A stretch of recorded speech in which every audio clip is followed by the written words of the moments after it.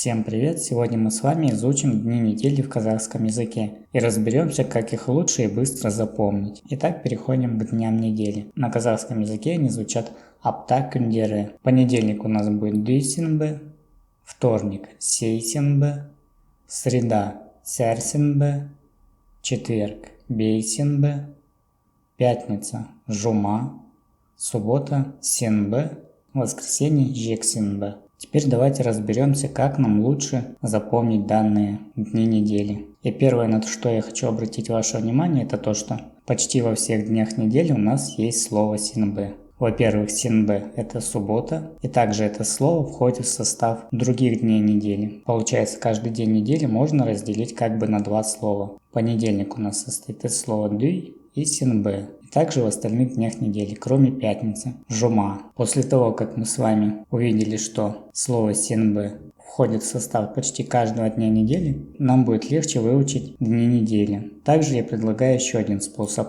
Второй способ заключается в том, что нам нужно подобрать к дням недели свои ассоциации, которые нам будут помогать запоминать данные слова. Итак, давайте разберем следующие слова. Понедельник у нас начинается со слова дүй. В русском языке у нас есть слово дуй. Дует у нас ветер. Следовательно, мы можем ассоциировать понедельник у нас с ветром. То есть дуй – это дует ветер. Вторник начинается со слова сей. Можно также придумать ассоциацию, что кто-то сеет пшеницу. Среда у нас. Я подобрал ассоциацию шарик, так как когда-то услышал, что дети не полностью выговаривают слово и называют шарик-сярик. Данная ассоциация у меня засела в голове. И таким образом я связываю шарик со средой. Мне так легче было запомнить данный день недели. Переходим к следующим дням. Четверг.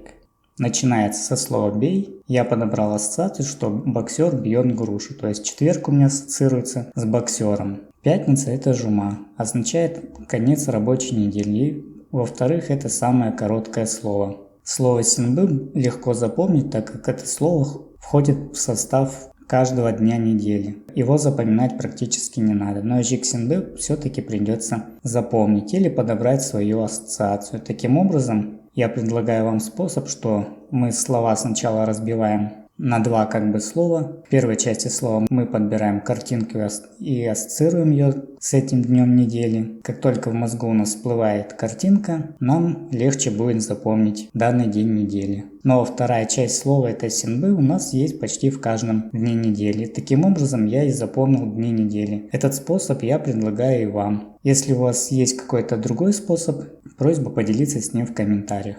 Ну а на этом данный урок завершен. Большое спасибо за просмотр и увидимся в следующем уроке.